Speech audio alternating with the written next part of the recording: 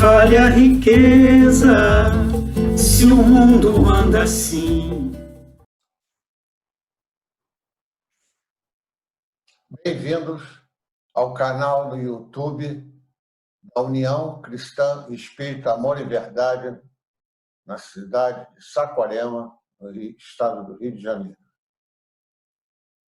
Para mais uma sessão de estudo doutrinário, está em nosso canal, hoje, a nossa companheira Renata Estrena, da Casa Espírita Eurípides Barçanufo, no Rio de Janeiro.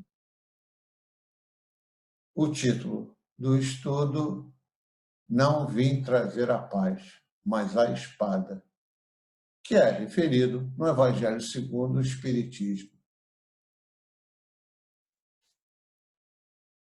A mensagem inicial para a nossa harmonização foi extraída do livro que compõe a coleção Fonte Viva, chamado Ceifa de Luz. Mensagens ditadas pelo Espírito Emmanuel através da mediunidade de Francisco Cândido Xavier. A mensagem intitula-se A Lição da Espada. É a mensagem número 5. Diz assim: iniciando-se por uma asserção de Jesus, não cuideis que vim trazer a paz à terra. Constante Mateus, capítulo 10, versículo 34. Não vim trazer a paz, mas a espada, disse-nos o Senhor. E muitos aprendizes prevalecem-se da feição literal de sua palavra para entender a sombra e a perturbação, valendo-se-lhe do conceito. Companheiros inúmeros consagram-se ao azedume no lar, conturbando os próprios familiares, em razão de lhes imporem modos de crer e pontos de vista, vergastando-lhes o entendimento ao invés de ajudá-los na plantação da fé viva, quando não se desmandam em discussões e conflitos, polemizando sem proveito ou acusando indebitamente a todos aqueles que lhes não comunguem a cartilha de violência e de crueldade. O mundo, até a época do Cristo, legalizara a prepotência do ódio e da ignorância, mantendo-lhe a terrível dominação através da espada mortífera da guerra e do cativeiro em sanguinolentas devastações. A realeza do homem era a tirania revestida de ouro, arruinando e oprimindo onde estendesse as garras destruidoras. Com Jesus, no entanto, a espada é diferente. Voltada para o seio da terra, representa a cruz em que ele mesmo prestou testemunho supremo do sacrifício e da morte pelo bem de todos. É por isso que seu exemplo não justifica os instintos desenfreados de quantos pretendem ferir ou guerrear em seu nome. A disciplina e a humildade, o amor e a renúncia marcam-lhe as atitudes em todos os passos da senda. Flagelado e esquecido, entre o escárnio e a calúnia, o perdão espontâneo flui, incessante, da alma, para somente retribuir bênção por maldição, luz por treva, bem por mal. Assim, se recebeste a espada simbólica que o Mestre nos trouxe à vida, lembra-te de que a batalha instituída pela lição do Senhor permanece viva e rija dentro de nós, a fim de que, ensarrilhando sobre o pretérito a espada de nossa antiga insensatez, venhamos a convertê-la na cruz redentora, em que combateremos inimigos de nossa paz, ocultos em nosso próprio eu, em forma de orgulho e intemperança, egoísmo e animalidade, consumindo-se ao preço de nossa própria consagração à felicidade dos outros. Única estrada suscetível de conduzir-nos ao império definitivo da grande luz. Passemos agora ao momento de prece.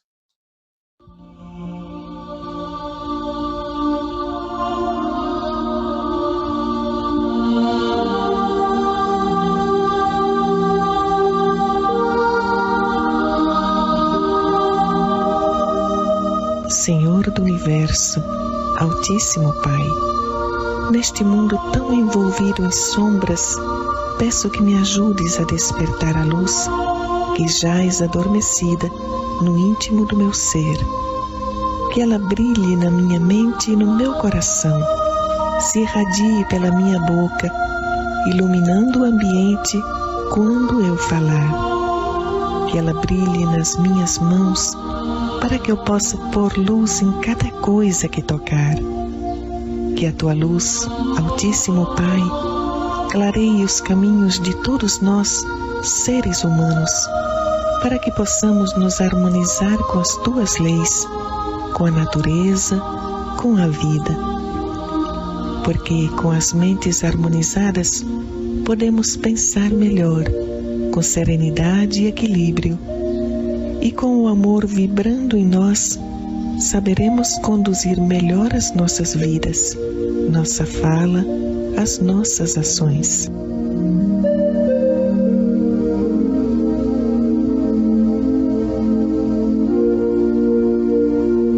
Por tudo isso e por tudo mais te agradeço, Altíssimo Pai.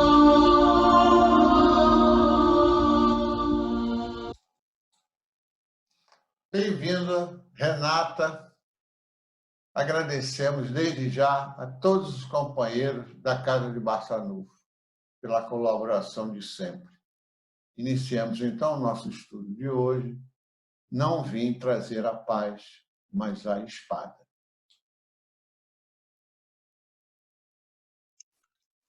Bom dia, boa tarde ou boa noite para você que está assistindo. Meu nome é Renata, eu sou da Casa Espírita Eurípides Barçanufo e eu fui convidada pelo Gustavo a gravar esse estudo online, que agora é um recurso, inclusive, maravilhoso, que a gente passou a usar mais durante essa pandemia, né? É uma oportunidade que nós temos de usar a tecnologia para o bem, para nos mantermos unidos e estudando a doutrina espírita. E eu agradeço muito o convite. E hoje nós vamos falar sobre um tema que é um pouco polêmico, um pouco difícil de entender às vezes, que é aquela famosa passagem de Jesus, né? Não vim trazer a paz, mas a espada. Mas antes de começar, eu só queria falar duas coisinhas. A primeira é que a câmera do meu laptop é péssima, então provavelmente a imagem está embaçada. Eu espero que isso não nos atrapalhe hoje. E a segunda coisa é que a gente pode dividir o nosso estudo de hoje em duas partes. Na primeira parte, a gente vai ler uma mensagem de Emmanuel sobre esse versículo, não vim trazer a paz, mas a espada. E a segunda parte, a gente vai ler um trecho do Evangelho segundo o Espiritismo, que fala também sobre a mesma passagem. Então, vamos começar. Deixa eu compartilhar aqui a tela para vocês acompanharem a leitura. Pronto. Não tem como eu saber se está compartilhando mesmo, espero que sim. Vamos lá. Então, é uma mensagem, como eu falei, de Emmanuel, psicografada por Chico Xavier. Está no livro Caminho, Verdade e Vida, é a mensagem 104, intitulada A Espada Simbólica. E a passagem é: Não cuideis que vim trazer a paz à terra. Não vim trazer a paz, mas a espada. Jesus, está em Mateus, capítulo 10, versículo 34. Vamos ler o que o Emmanuel tem a dizer sobre isso. Inúmeros leitores do Evangelho perturbam-se ante essas afirmativas do Mestre Divino, porquanto o conceito de paz entre os homens, desde muitos séculos, foi visceralmente viciado. Na expressão comum, ter paz significa haver atingido garantias exteriores, dentro das quais possa o corpo vegetar sem cuidados, rodeando-se o homem de servidores, apodrecendo na ociosidade e ausentando-se dos movimentos da vida.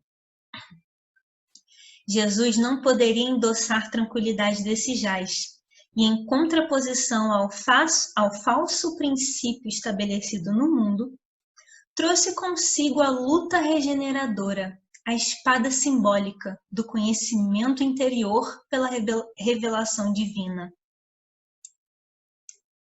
a fim de que o homem inicie a batalha do aperfeiçoamento em si mesmo.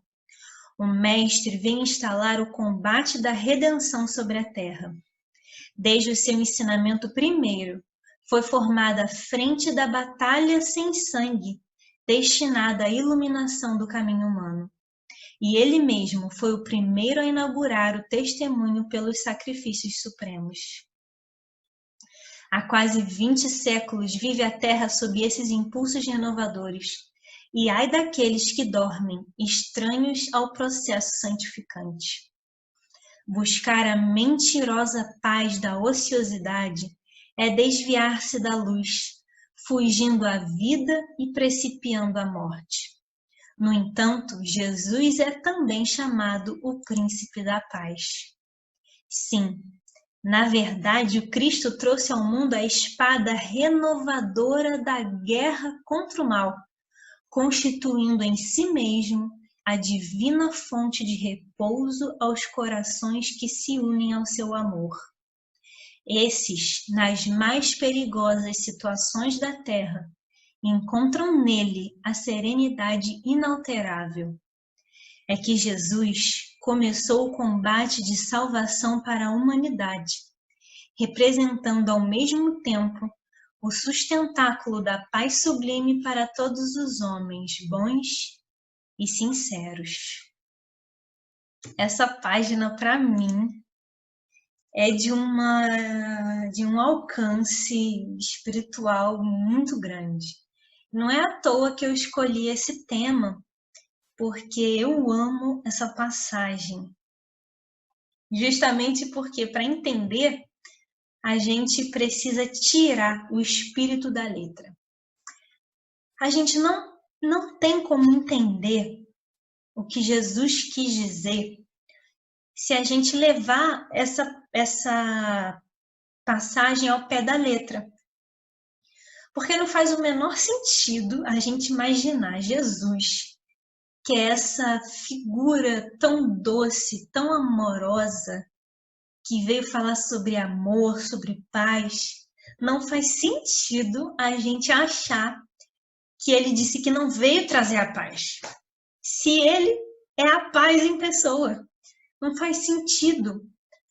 E por isso, justamente, a gente só consegue entender a grandeza dessa passagem quando a gente consegue entender o seu sentido figurado.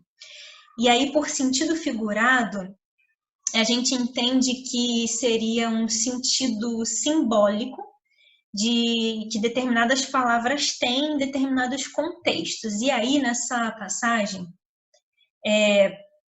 eu posso dizer assim que as palavras principais, as palavras centrais são duas: paz e espada. E a gente precisa entender qual é o sentido figurado dessas duas palavras. Então, começando pela palavra paz, como Emmanuel muito bem disse aí na mensagem, o seu sentido seria o sentido que muitas vezes a gente tem no entendimento comum da paz como sinônimo de ociosidade, de não ter nada para fazer, nada para se preocupar. E Jesus não veio trazer ociosidade, com certeza não, muito pelo contrário. O tempo todo Jesus nos convida a trabalhar. E não é só o trabalho físico não, braçal. Não é só trabalhar no bem, como, por exemplo, nas quentinhas, né? Nas nossas casas espíritas. Não é só isso, não. Tem um outro tipo de trabalho que requer também bastante esforço, que é um trabalho extremamente intenso, que é o trabalho da reforma íntima. E desde o início, Jesus nos convida a esse trabalho, ao trabalho da reforma íntima, que é um trabalho de luta. E aí a gente entende o sentido figurado da espada. Porque se paz representa a ociosidade, né, no seu sentido figurado, a espada representa essa luta da nossa reforma íntima, essa luta das sombras que nós ainda carregamos dentro de nós, das nossas más tendências, contra as luzes que nós almejamos e da pessoa melhor que nós queremos e trabalhamos para ser.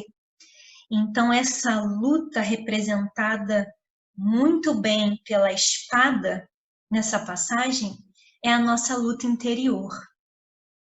E desde o momento em que nós conhecemos Jesus, entendemos a grandeza da sua mensagem, a grandeza do que ele veio fazer aqui na Terra, e a partir do momento que nós decidimos segui-lo, essa luta passa a ser constante nas nossas vidas.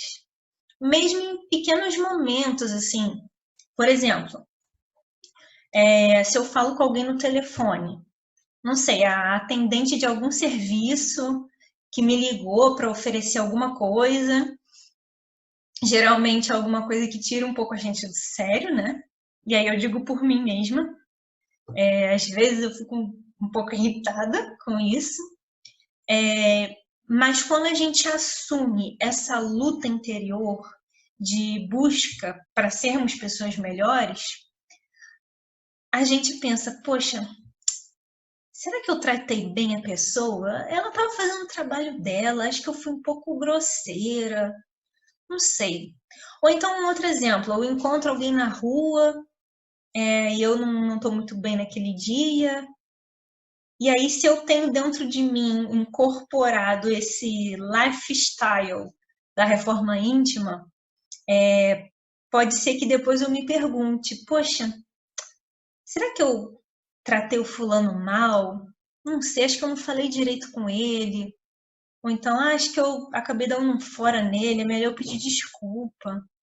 E assim, esses são exemplos de coisas pequenas, né?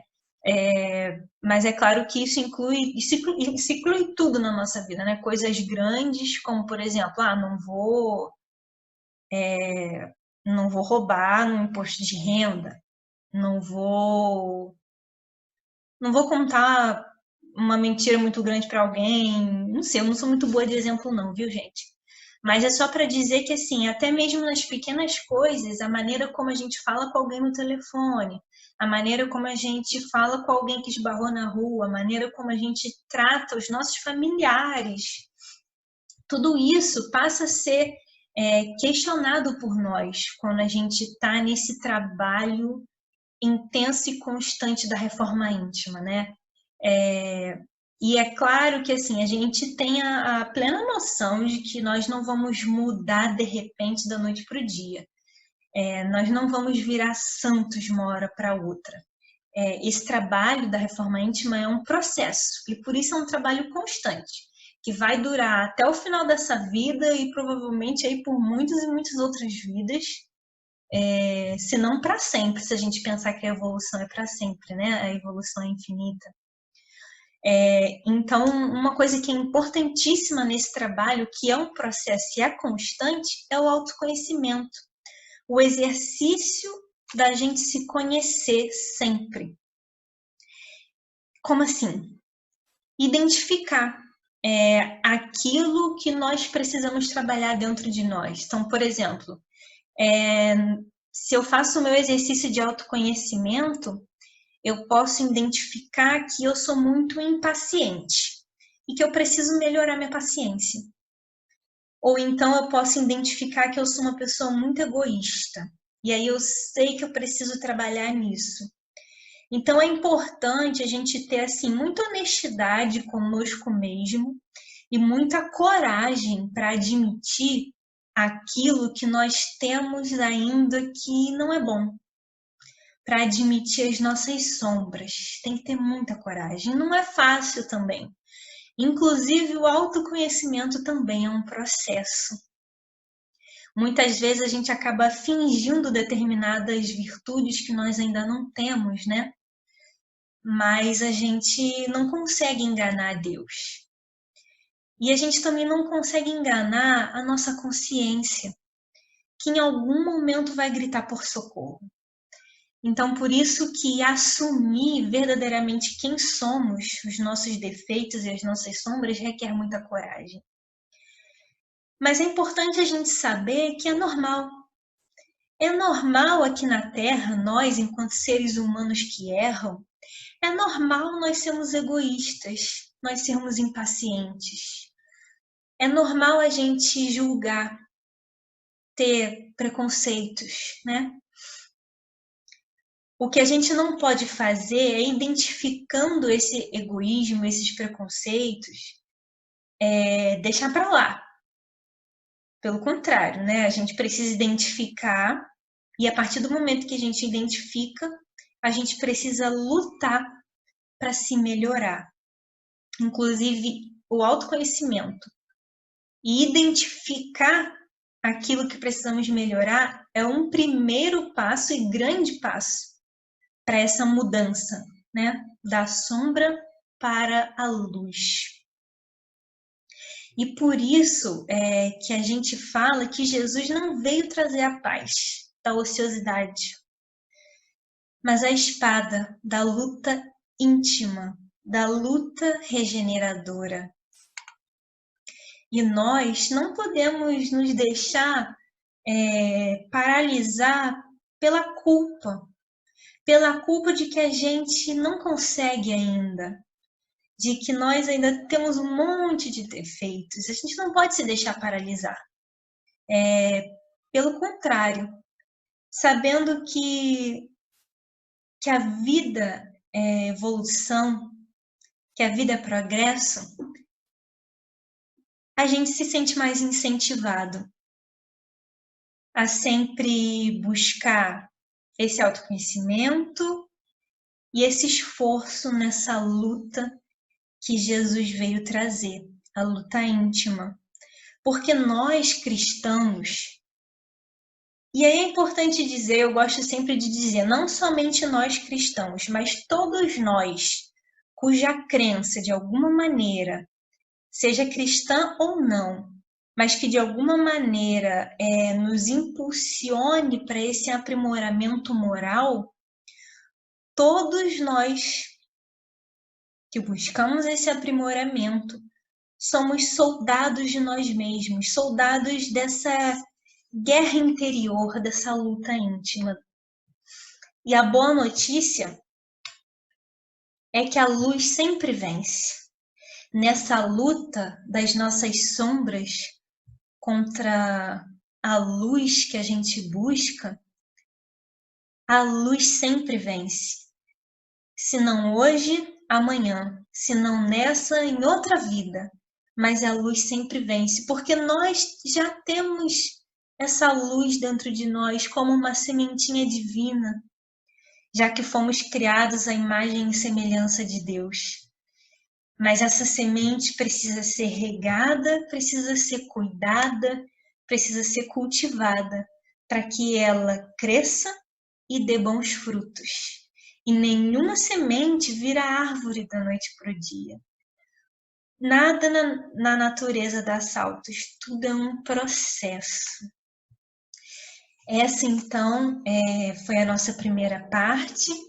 Baseado na mensagem de Emmanuel, a gente entende que a espada que Jesus veio trazer é a espada da luta íntima. E agora eu vou compartilhar aqui a tela de novo, para a gente ir para a segunda parte, ainda sobre esse versículo da paz e da espada.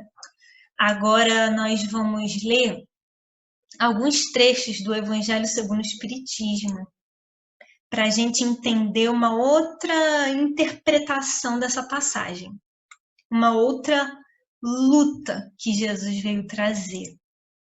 Deixa eu compartilhar aqui a tela. Eu espero que tenha ido, não sei se foi, mas vamos lá. Evangelho segundo o Espiritismo, capítulo 23, Estranha Moral.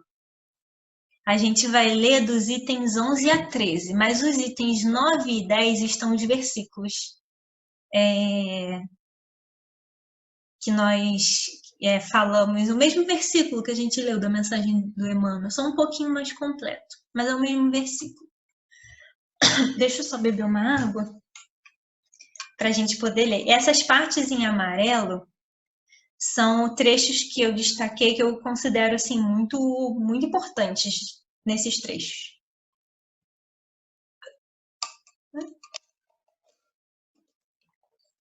Então, vamos lá.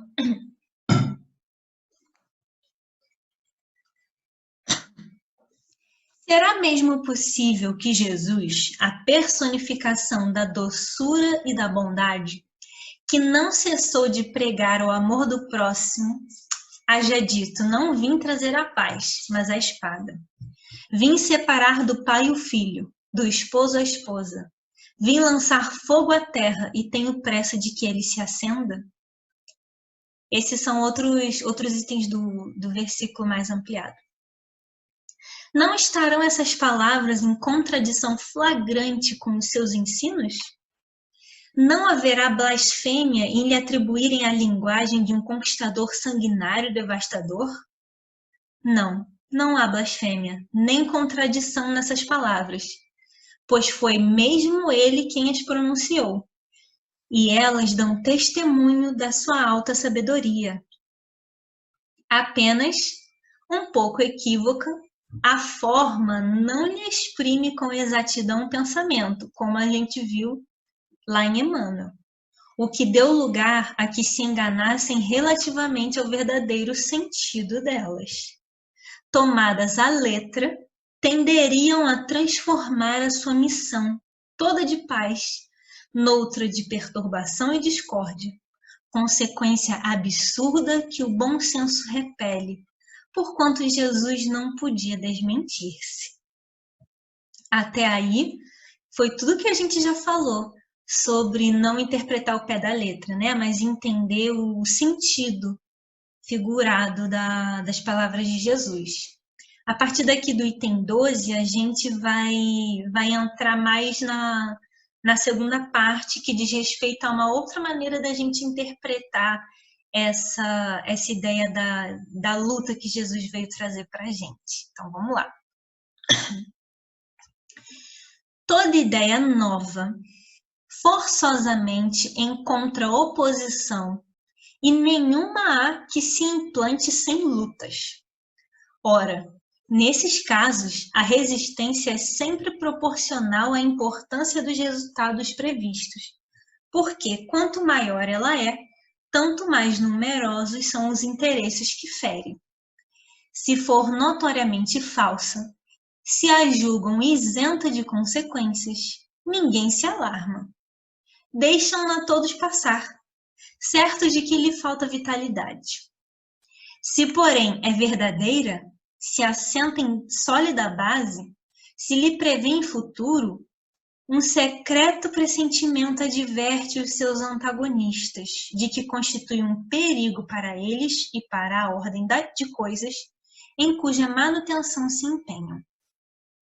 Atiram-se então contra ela, a ideia, e contra os seus adeptos.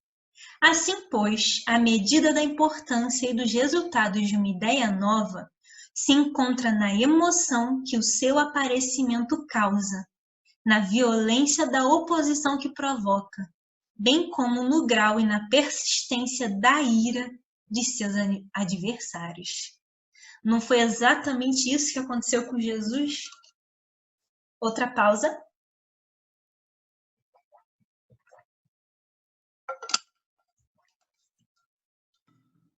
Continuando. Jesus vinha proclamar uma doutrina que solaparia pela base os abusos de que viviam os fariseus, os escribas e os sacerdotes do seu tempo. Imolaram-no, portanto, certos de que, matando o homem, matariam a ideia.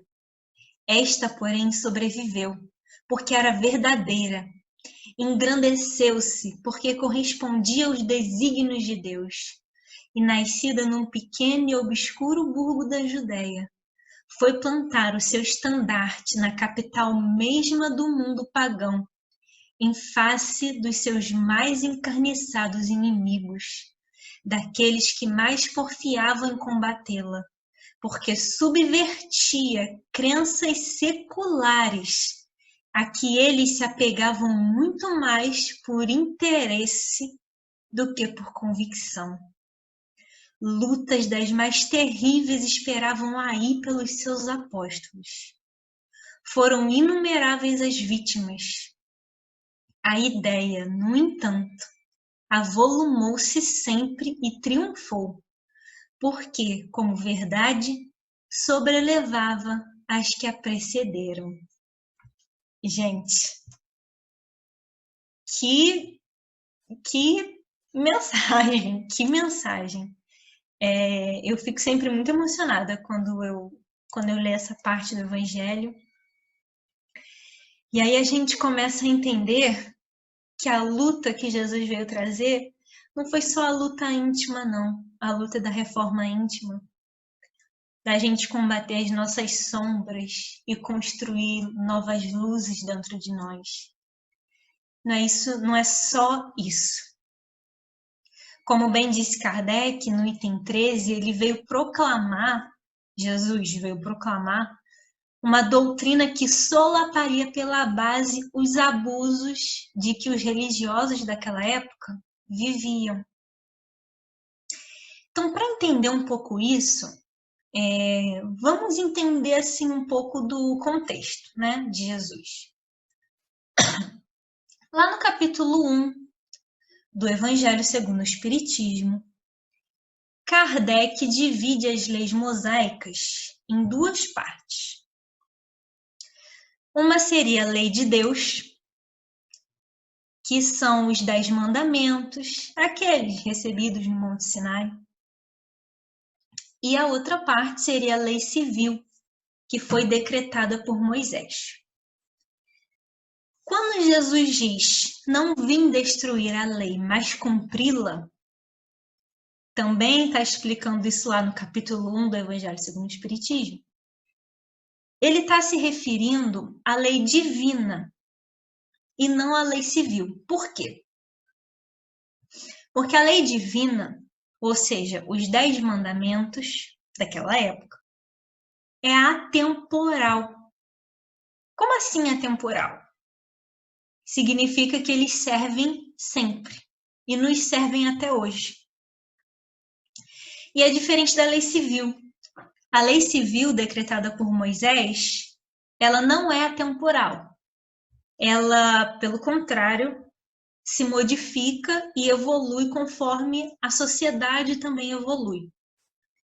Então, quando Jesus diz, não vim destruir a lei, mas cumpri-la, cumprir a lei divina, ou seja, os 10 mandamentos, que também estão lá no capítulo 1 do Evangelho segundo o Espiritismo. Indico a leitura do capítulo. No entanto, os fariseus daquela época interpretavam a lei divina, os 10 mandamentos, ao pé da letra. E ao invés de focar na essência da mensagem, eles focavam na forma. E Jesus também veio ensinar isso quando esteve aqui na Terra. Ensinar que a gente não pode se pegar na forma, mas na essência. Que muitas vezes a forma, quando a gente se pega na forma, atrapalha. E muitas vezes é justamente o egoísmo e a hipocrisia do ser humano que nos distancia da essência da mensagem divina.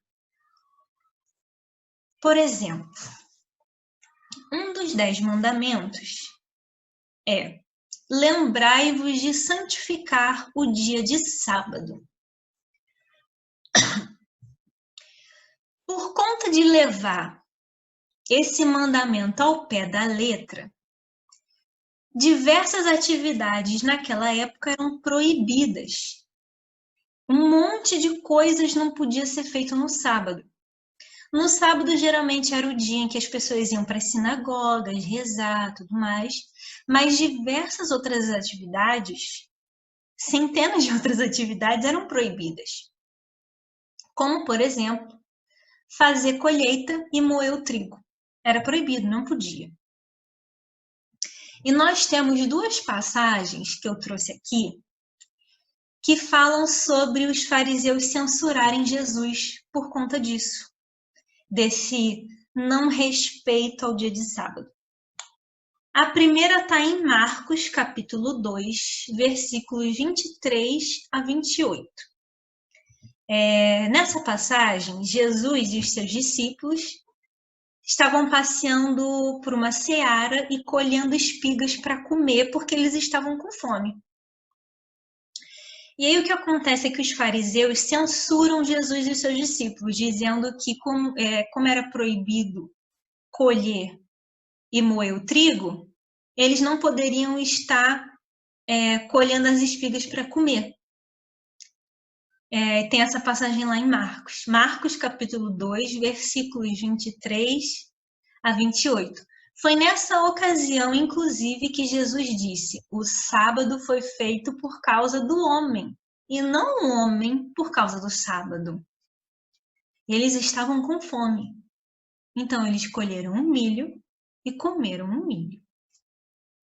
A outra passagem está em Mateus, capítulo 12, versículos 9 a 13, que é uma passagem em que Jesus realiza uma cura em dia de sábado. E aí, eu vou ler essa passagem, mas antes de ler, a gente precisa entender que tinham várias atividades que eram proibidas, mas algumas atividades eram permitidas. Uma dessas atividades que eram permitidas era, caso um boi, uma ovelha ou algum outro animal caísse num poço, era permitido resgatar esse animal do poço. Isso era permitido. Sabendo disso, vamos ler a passagem. Repito, está em Mateus, capítulo 12, versículos 9 a 13. Vamos ler. E, partindo dali, chegou à sinagoga deles. Jesus chegou, né?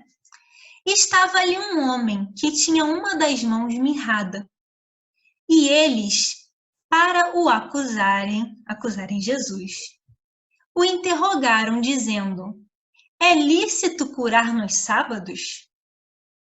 E Jesus lhes disse: qual dentre vós será o homem que, tendo uma ovelha, se num sábado ela cair numa cova, não lançará a mão dela e a levantará? Pois quanto mais vale um homem do que uma ovelha? É, por consequência, lícito fazer bem nos sábados. Então disse aquele homem: estende a tua mão.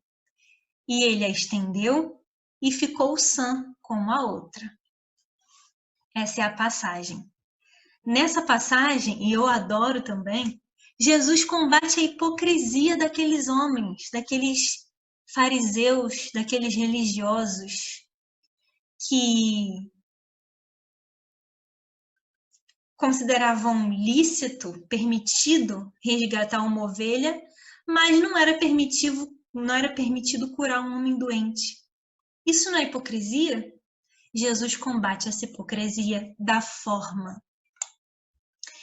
E como guardar o sábado, nós já dissemos, é um dos 10 mandamentos, e esses 10 mandamentos são a lei divina, que, como a gente disse, é atemporal, e por ser atemporal, elas nos servem até hoje em sua essência.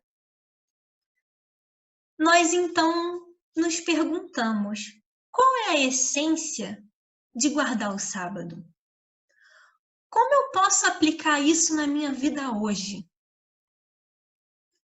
Tirando o espírito da letra, no meu entender, essa é uma interpretação minha, eu converso muito sobre isso com meu noivo também, é uma ideia que nós temos sobre isso. Guardar o sábado, a gente poderia, adaptando para a nossa vida, entender que seria guardar um momento em que nós nos dedicamos a Deus, em que nós nos dedicamos a olhar para nós mesmos, a orar e estarmos juntos, como, por exemplo, no Evangelho no Lar. Será que quando eu reservo um dia na semana, 30 minutos, 40 minutos que seja, para estar com a minha família, ou então sozinho, caso a minha família não participe, será que quando eu faço isso, eu não estou guardando o sábado na essência? Não é um momento em que eu dedico para a oração, para minha família e para Deus? Então, essa é a nossa interpretação da essência desse mandamento de guardar o sábado. Mas, como a gente viu nessas passagens, as pessoas se pegavam à forma e por isso proibiam uma série de atividades e esqueciam da essência. E Jesus veio combater isso, combater essa, muitas vezes, hipocrisia. E Jesus sempre colocava as pessoas para pensar. E aí nós trouxemos um outro exemplo.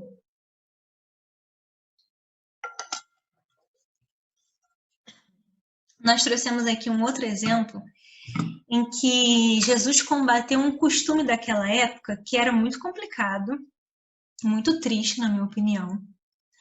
Mas esse exemplo não está na lei divina, não está nos 10 mandamentos. Nesse caso, ele está na lei civil, que era o seguinte.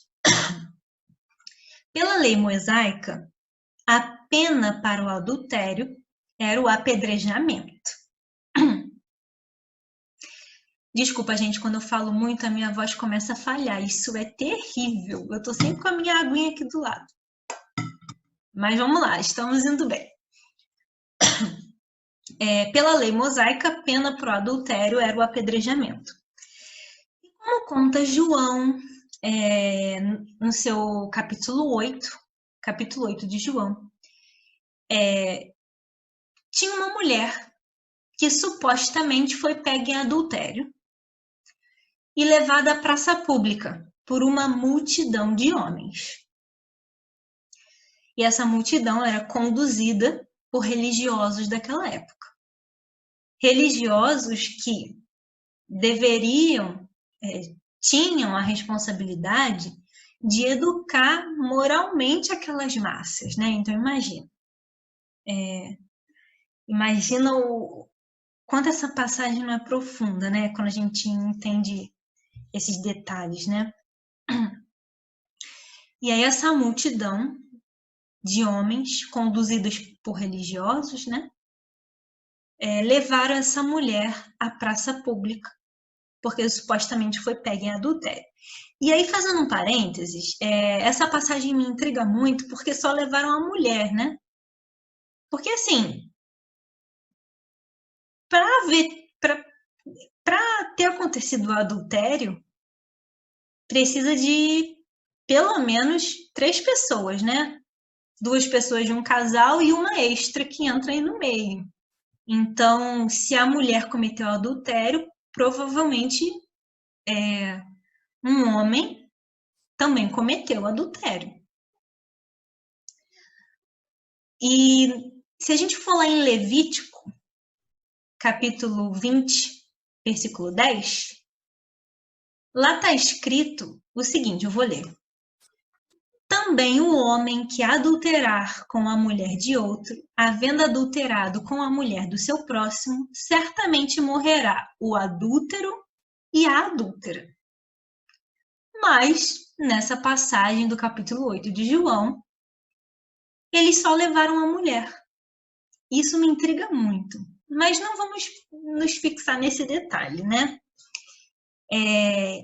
Então, voltando à passagem, essa mulher adúltera foi levada à praça pública e foi levada até Jesus.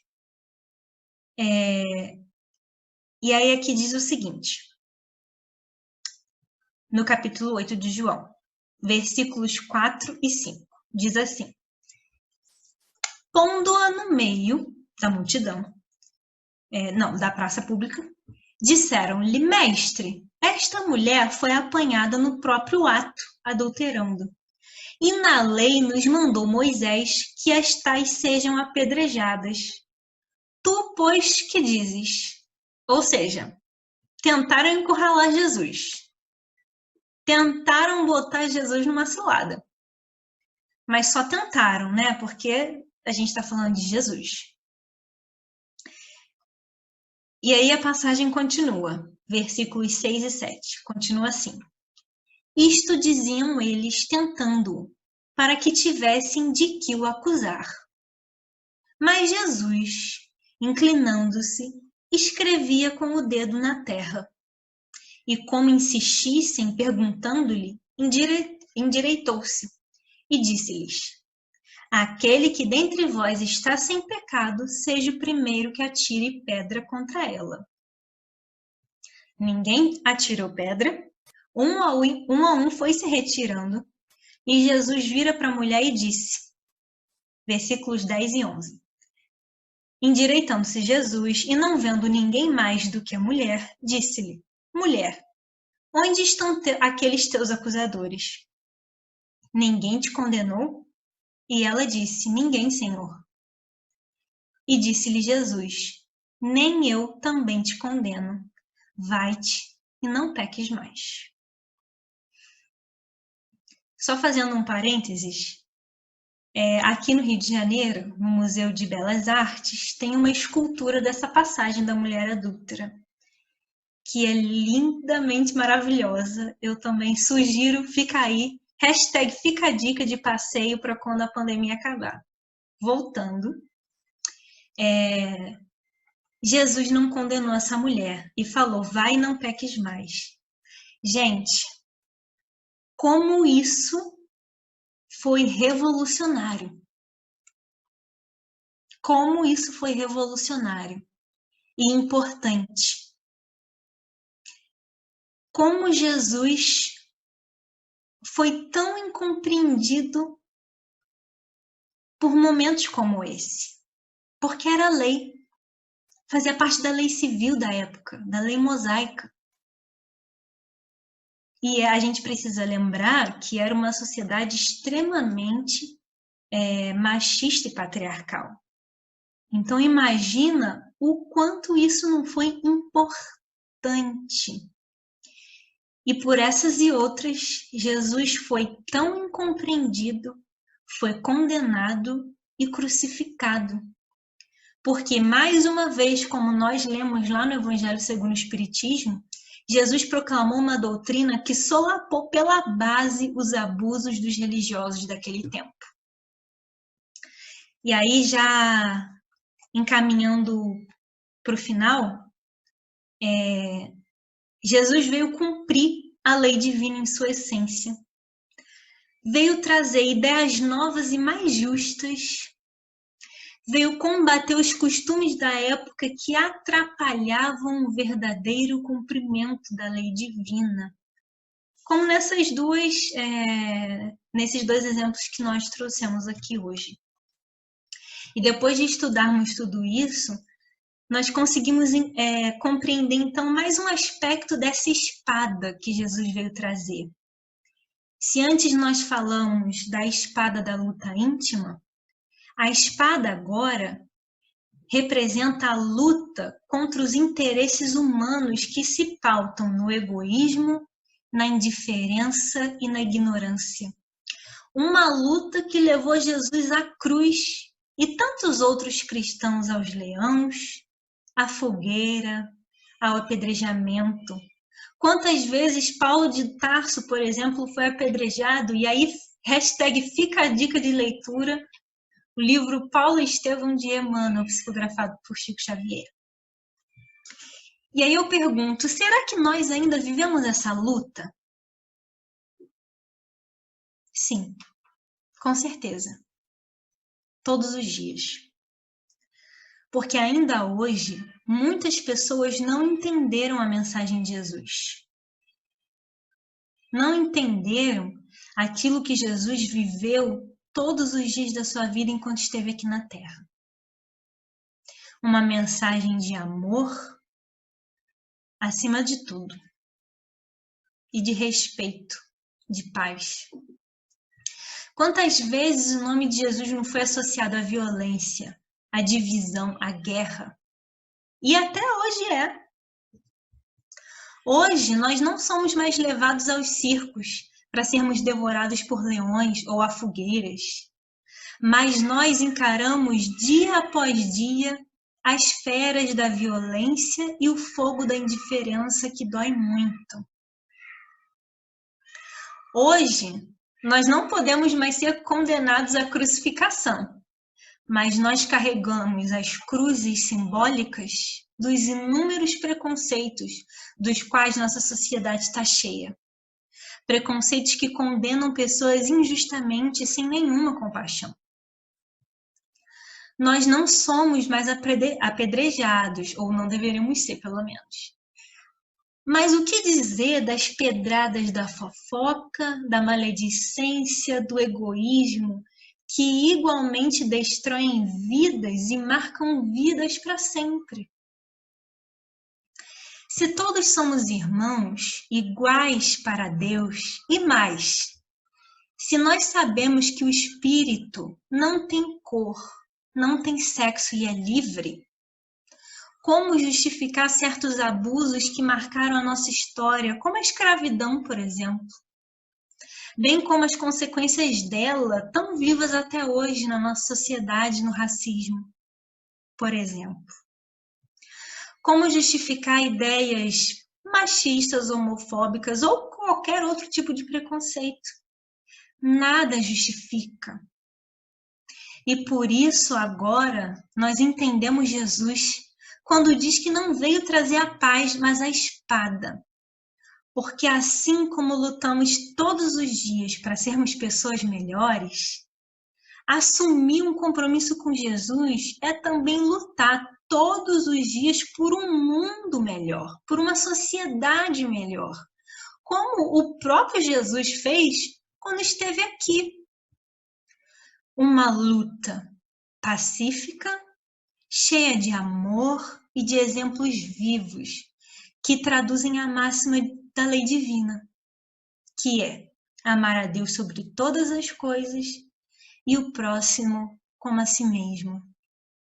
E aí, para terminar, vamos deixar aqui uma reflexão, uma pergunta. Nós amamos? Nós amamos?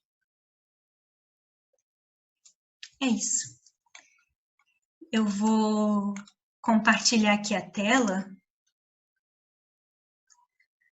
para mostrar as referências bibliográficas do todo o material que eu usei para fazer esse estudo aqui, que são também dicas de leituras, e eu espero que a mensagem possa ter sido passada, que a gente tenha cumprido a nossa função aqui, que pelo menos algum ponto do nosso estudo tenha sido bom para alguém, e que a gente possa então seguir fazendo todas essas reflexões, nos esforçando nessas lutas diárias e seguindo Jesus todos os dias. Foi uma alegria poder estar aqui fazendo esse estudo. Muita paz, fiquem com Deus. Muito obrigado, Renato, por sua participação. Muito obrigado à Casa Espírita Eurípides Barçanufo. Passemos agora ao encerramento da nossa sessão com uma oração pela paz.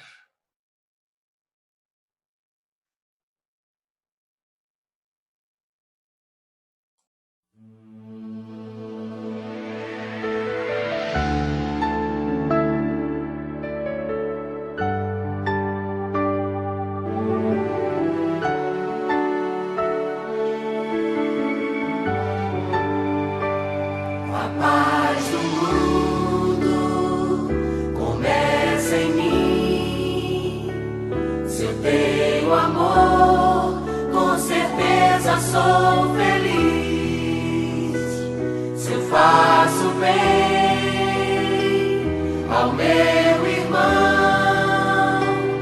Tenho a grandeza dentro do meu coração. Chegou a hora da gente construir a paz. Ninguém suporta mais o desamor. Paz pela paz, pelas crianças. Paz pela paz, pela floresta. Paz pela paz, pela coragem de lutar. Paz pela paz, pela justiça. Paz pela paz, a liberdade. Paz pela paz, pela beleza de te amar. A paz do mundo começa em mim.